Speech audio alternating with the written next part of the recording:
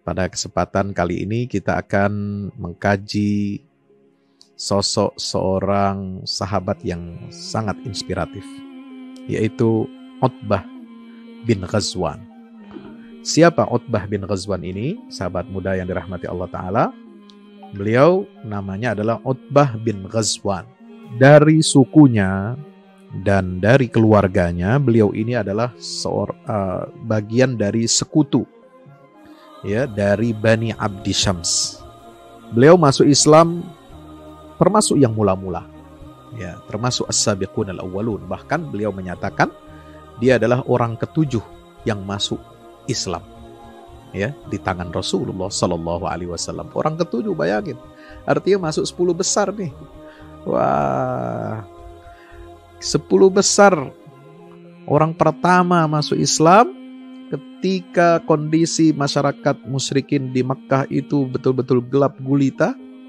Makkah, ya, disesaki, dipenuhi dengan kemusyrikan, berhala-berhala, ya, sistem hidup yang serba jahiliyah. Orang ini, sahabat ini, termasuk yang awal-awal mendapatkan cahaya Islam, cahaya hidayah dari Allah Subhanahu wa Ta'ala. Orang ketujuh yang masuk Islam. Subhanallah. Beliau termasuk juga orang yang berhijrah ke negeri Habasyah sebelum Nabi SAW hijrah ke Madinah. Dan beliau pulangnya tidak langsung ke Mekah, ya, beliau ini orang Makkah, beliau ini orang muhajirin. Tapi selesai ketika Nabi izinkan mereka, orang-orang yang berhijrah ke Habasyah itu kembali, beliau tidak langsung kembali ke Mekah, tapi langsung kembali kemana? Pulangnya ke Madinah. Karena Rasulullah dan para sahabat sudah hijrah dari Mekah ke Madinah. Beliau ikut menyaksikan perang Badar dan semua perang setelah itu bersama Rasulullah SAW. Dan pada masa pemerintahan Khalifah Umar ibn al-Khattab radhiyallahu ta'ala anhu, beliau diangkat oleh Khalifah Umar untuk menjadi pemimpin atau amir penaklukan, ya, perluasan wilayah Islam pada masa kekuasaan Amirul Mukminin Umar ibn al-Khattab. Bahkan dalam sejarah, beliau ini sahabat yang dirahmati Allah Ta'ala, sahabat The Golden Age. Beliau ini adalah alladzi ikhtattal Basrah. Beliau ini yang merancang bangun, ya, kota Basrah. Jadi arsitek juga ini beliau. Subhanallah. Utbah bin Ghazwan ini arsitek pertama yang membuat rancangan kota Basrah. Di mana? Di Irak. Nah, subhanallah. Nah, beliau setelah itu datang ke Madinah setelah menjabat sebagai gubernur di Basrah. Beliau datang ke Madinah, ya, berjumpa secara khusus, mendatangi Umar ibn al-Khattab dan meminta supaya beliau dibebas tugaskan dari jabatan gubernur Basrah. Subhanallah. Ini gubernur, ya, minta dibebas tugaskan, ya, dari jabatan gubernur Basrah. Sekarang ada nggak kira-kira ini, sahabat muda, sahabat The Golden Age yang dirahmati Allah, ada nggak gubernur yang datang ke presiden sebelum habis masa jabatannya ingin meletakkan jabatan, ingin dibebas tugaskan dari jabatannya? Subhanallah. Ini orang begitu zuhudnya, luar biasa, ya. Tapi Sayyidina Umar, khalifah itu, menolak permintaan, ya, Utbah bin Ghazwan, dan beliau kemudian dalam perjalanan pulang, ya, beliau disuruh pulang balik ke Basrah. Ya, kamu harus tetap menjadi gubernur Basrah. Nah, ketika beliau pulang, ya, mengikuti perintah Umar bin Khattab ke negeri Basrah, di tengah perjalanan itulah beliau wafat. Subhanallah. Ya, pada usia berapa? Usia 57 tahun. Ya. Dan beliau wafat pada tahun keberapa? Tahun 17, ya, Hijriyah. Subhanallah. Sahabat muda, sahabat The Golden Age yang dirahmati Allah Ta'ala, inilah sosok seorang sahabat yang luar biasa. Ya, Utbah bin Ghazwan, ya, satu di antara kaum mukminin yang menjadi pelopor keislaman. Satu di antara pemanah yang lihai, yang paling jago, ya, di antara pasukan kaum muslimin. Beliau perawakannya cukup jangkung, ya, cukup tinggi, sahabat muda. Dan sahabat Nabi ini wajahnya bersinar, ya, lembut hatinya, dan begitu besar jasanya untuk membela agama Allah Subhanahu wa Ta'ala. Ya. Sahabat muda, sahabat The Golden Age yang dirahmati Allah Ta'ala, di hari-hari pertama dakwah yang penuh dengan kesulitan dan kecaman di tengah-tengah penduduk musyrikin Makkah, Utbah bin Ghazwan beserta saudara-saudaranya begitu teguh memegang kebenaran Islam ini. Keteguhan yang kelak menjadi bekal bagi beliau untuk tumbuh dan berkembang, ya, di bawah naungan cahaya Allah Subhanahu wa Ta'ala. Sahabat muda, sahabat The Golden Age yang dirahmati Allah Subhanahu wa Ta'ala, beliau diperintahkan oleh Nabi untuk hijrah ke Habasyah dan beliau laksanakan perintah itu. Ya, Utbah selalu membawa apa ciri khasnya beliau ini. Ketika kaum Quraisy melancarkan berbagai macam tindakan aniaya, ya, ketika di Makkah, sampai mereka melancarkan perang terhadap umat Islam ketika Nabi sudah berada di Madinah, Utbah selalu membawa tombak dan panahnya, ya, dan menggunakan tombak dan panah itu dengan keahlian yang sangat luar biasa. Juga beliau turut andil untuk menghancurkan tatanan hidup jahiliyah dengan segala kepalsuan-kepalsuannya. Sahabat muda, sahabat dirahmati Allah Ta'ala, ya, ketika Rasulullah wafat, ya, beliau tidak berhenti untuk berkelana, untuk berjihad di jalan Allah Subhanahu wa Ta'ala.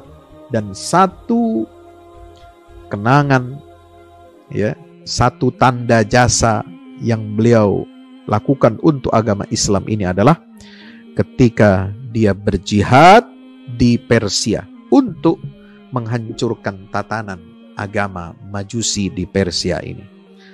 Bagaimana kisahnya? Beliau diutus oleh Amirul Mukminin Umar bin Khattab kemana? Ya, ke Ablah, ya, ke daerah atau ke negeri Ubullah, ya, untuk dibebaskan dan membersihkan kota itu dari cengkeraman Majusi Persia. Ya, karena kota Ubullah ini dijadikan sebagai apa? Nuqtatan wuthubin khatirah ala quwatil Islam az-zahifah. Ya, karena kota Ubullah ini adalah kota satelit yang menjadi titik tolak mereka untuk melancarkan serangan terhadap kaum muslimin yang sedang melakukan apa? Perluasan, ya, di seantero, di luar Jazirah Arabia. Jadi pergerakannya ini setelah Jazirah Arabia ini secara penuh dikuasai oleh Rasulullah dan disempurnakan pada zaman Khalifah Abu Bakar Siddiq radhiyallahu taala anhu, Umar bin Khattab mulai melakukan perluasan di keluar Jazirah Arabia yang sudah dimulai itu pada masa Sayyidina Abu Bakar Siddiq radhiyallahu taala anhu.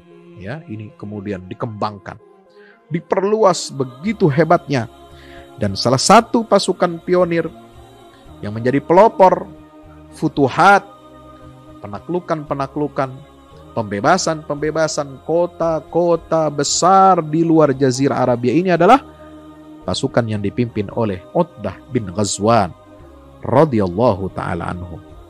Umar berkata, ya, pada saat melepas pasukan Utbah bin Ghazwan ini, bagaimana? Apa yang diucapkan oleh Khalifah Amirul Mukminin Umar ibn al-Khattab? Ya, intalik anta wa man ma'ak.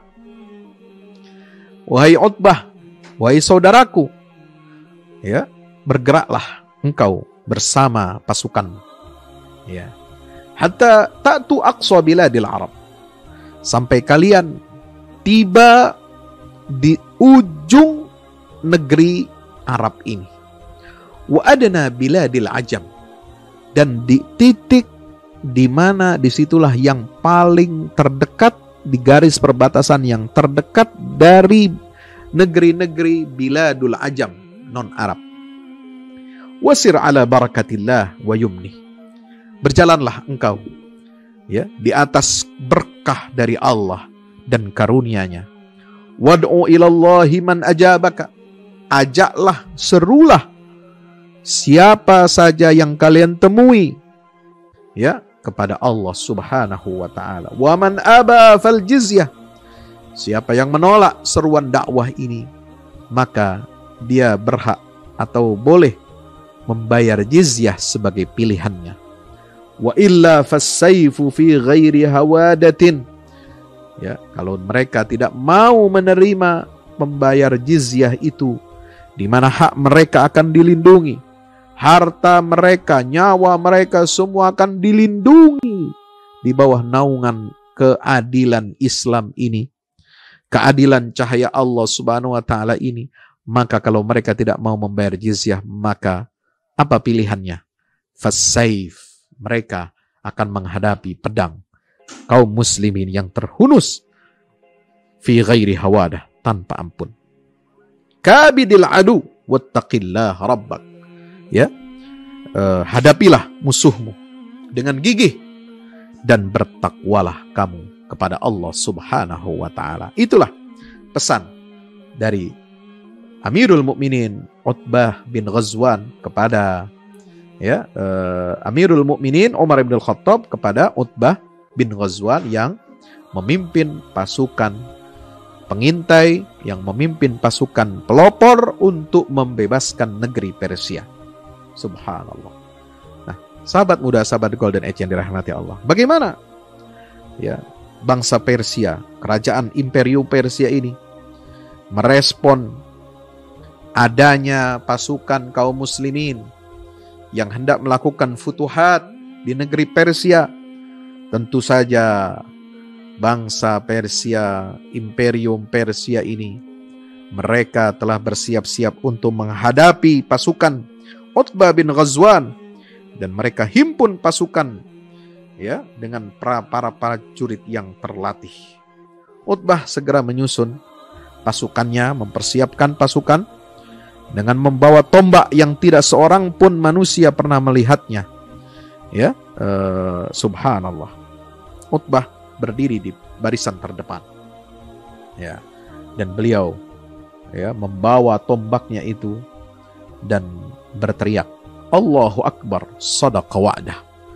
Ya, Allah Maha Besar, sungguh benar apa yang dijanjikannya itu.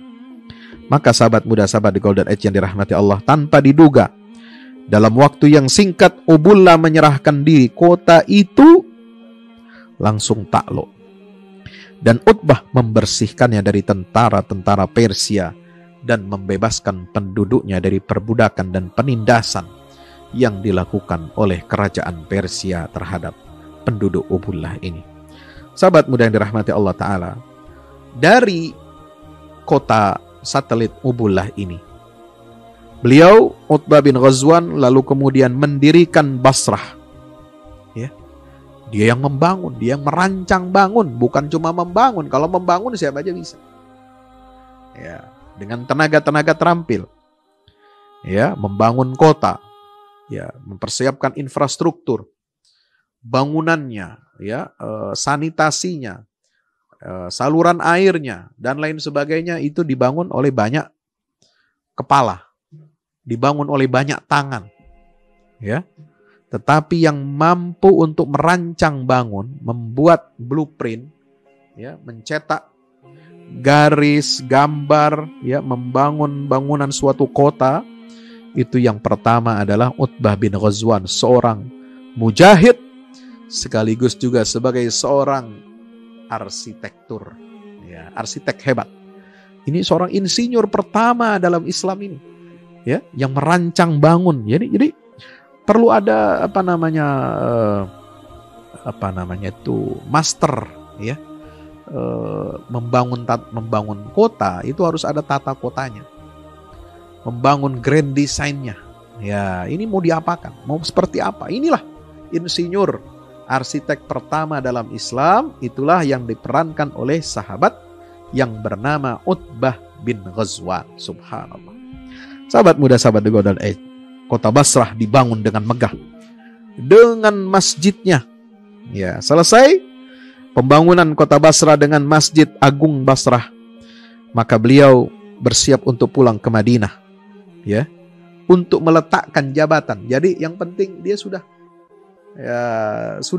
menjalankan amanah dari Amirul Mukminin Umar bin Khattab, memimpin pasukan menaklukkan Ubullah, ya, di kota terjauh di ujung Jazirah Arabia dan yang paling dekat perbatasan dengan negeri Persia.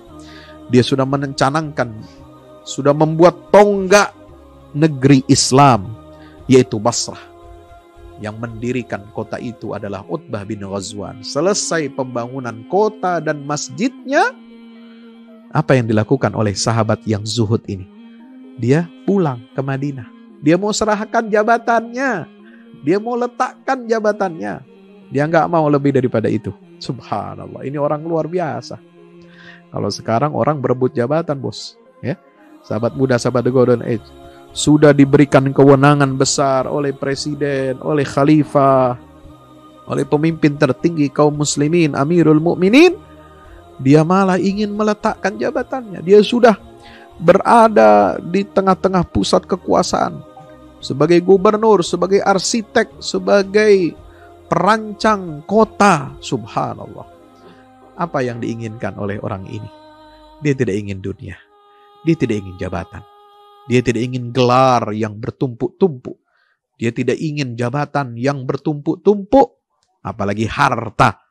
Ya, subhanallah. Beliau selesaikan tugasnya itu dan kembali ke Madinah untuk meletakkan jabatan kekuasaan di hadapan Umar ibn Khattab. Maka, ya, respon Umar sebagaimana tadi sudah kita singgung di awal, Umar perintahkan beliau untuk tetap tinggal di Basrah. Utbah pun tinggal di Basrah, menjadi imam salat bagi penduduknya. Beliau mengajarkan agama dengan telaten dan berhukum, memberikan hukum kepada masyarakat Basrah dengan adil dan menjadi teladan bagi warga masyarakat Basrah dengan sifatnya yang zuhud, yang wara dan sederhana. Subhanallah. Sahabat muda, sahabat The Golden Age yang dirahmati Allah Ta'ala, beliau tidak hanya berjuang untuk membangun kota, tetapi juga membangun karakter penduduk. Ini yang paling penting. Karakter warga, ini membangun karakter atau karakter building. Ini lebih penting dari sekedar membangun kota. Lebih penting dari sekedar membangun fisik, membangun bangunan menjulang tinggi, tidak. Yang lebih penting daripada itu semua adalah membangun karakter penduduk agar memiliki karakter yang hebat. Ya, karakter apa yang dibangun oleh Utbah bin Ghazwan ini?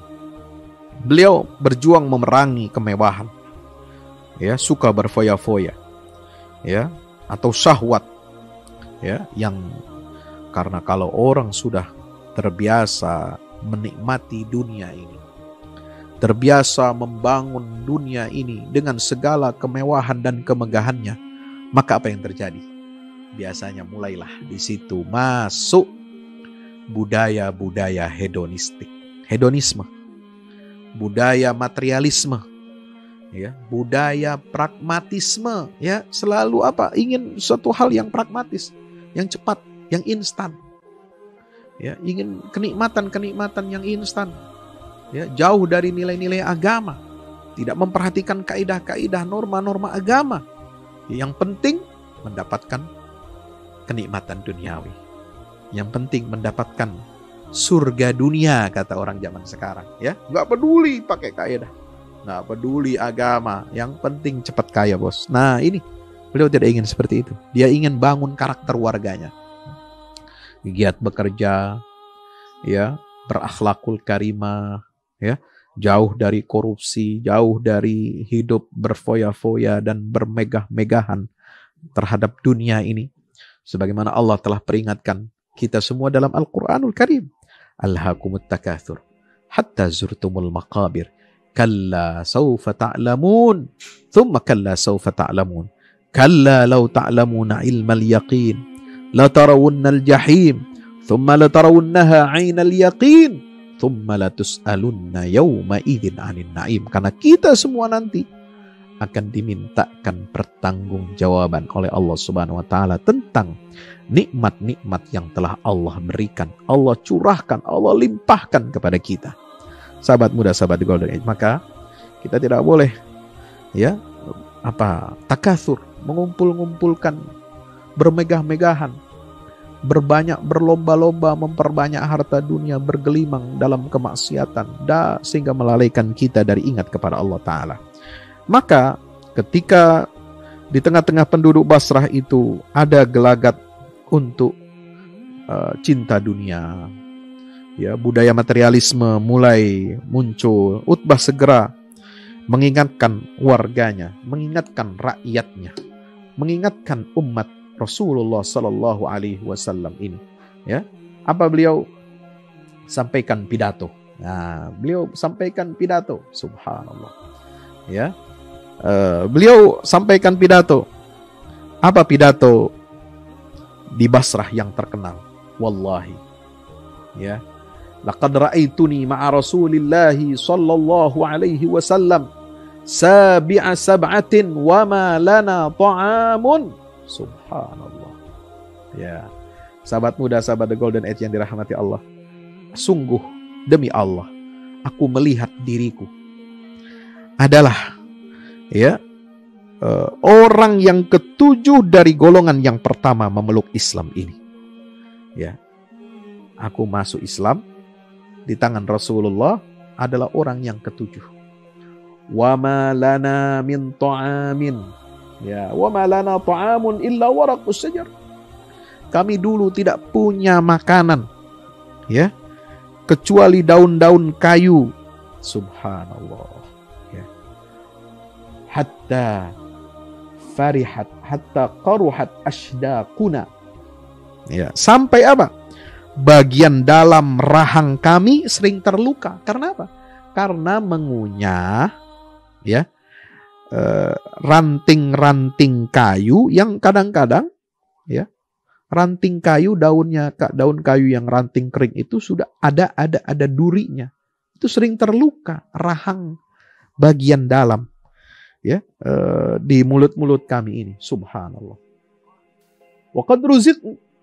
Walaqad ruziqtu yauman burdatan fashaqaqtuha nisfain a'taitu nisfaha Sa'd bin Malik wa labistu nisfaha al-akhar. Suatu hari, ini cerita beliau, cerita Utbah bin Ghazwan yang menyentuh hati masyarakat Basrah yang mulai cinta kepada dunia, yang mulai ada gelagat budaya materialisme. Beliau ceritakan bagaimana zuhudnya para sahabat Rasulullah SAW yang awal-awal masuk Islam ini. Suatu hari aku memperoleh rejeki berupa sehelai burdah atau selimut. Aku belah menjadi 2 selimut itu. Sebelah aku berikan kepada Sa'd bin Malik, dan sebelah lagi aku pakai untuk diriku sendiri. Utbah begitu takut kepada dunia, sahabat muda. Apa alasannya? Karena dunia bagi sahabat Rasul ini, selain dapat menghancurkan agamanya, juga bisa melenakan dan meleburkan kaum muslimin. Sebab itu, beliau, Utbah bin Ghazwan, gubernur Basrah ini, meminta rakyatnya untuk hidup sederhana dan bekerja keras. Subhanallah. Sahabat muda, sahabat Golden Age, inilah sosok sahabat yang luar biasa. Sampai beliau ketika didesak atau disampaikan oleh warganya untuk bisa hidup menikmati kekuasaan, hidup dalam kemewahan, tidak perlu zuhud, nggak perlu sederhana. Apa jawaban Utbah bin Ghazwan? Inni a'udzu billahi an akuna fid dunyakum 'azima wa 'indallahi shaghira. Aku berlindung kepada Allah dari terlihat hebat dalam pandangan dunia kalian, sementara hina dalam pandangan Allah Subhanahu wa ta'ala. Inilah sosok pemimpin yang luar biasa. Pemimpin yang menjadi teladan dalam kesederhanaan dan kezuhudan. Ya, apa nasihat sahabat Utbah bin Ghazwan ini? Ya, ada di dalam buku Mawaizus Sahabah yang ditulis oleh Ahmad Saleh Asy-Syami. Ya, Utbah bin Ghazwan di sini tercatat ada satu khutbahnya yang begitu luar biasa. Amma ba'du. Ya, amma ba'du. Fa inna dunya qad adzanat bisarm. Sungguh dunia ini telah hampir tiba masanya untuk hancur binasa.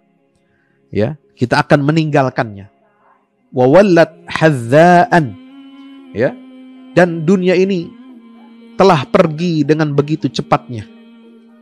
Ya, walam yabqa minha illa sababatan, dan tidak ada lagi yang tersisa dari dunia yang cepat bergeraknya ini kecuali apa? Bagian yang kecil, ya, bagian yang sangat kecil dari minuman.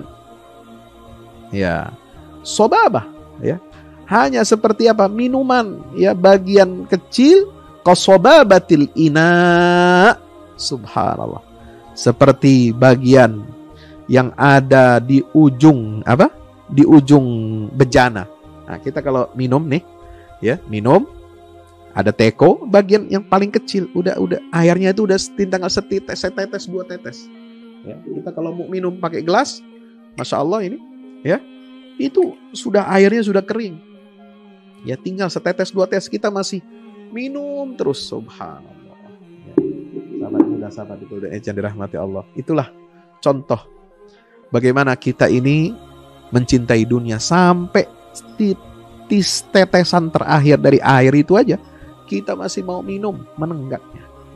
Wa innakum muntaqiluna minha ila darin la zawalaha. Padahal kalian sungguh akan berpindah dari dunia ini menuju negeri akhirat yang tidak akan ada hilangnya. Tidak akan hancur, tidak akan binasa. Kalian hidup lama nanti di sana. Ya, hidup di dunia ini cuma sebentar.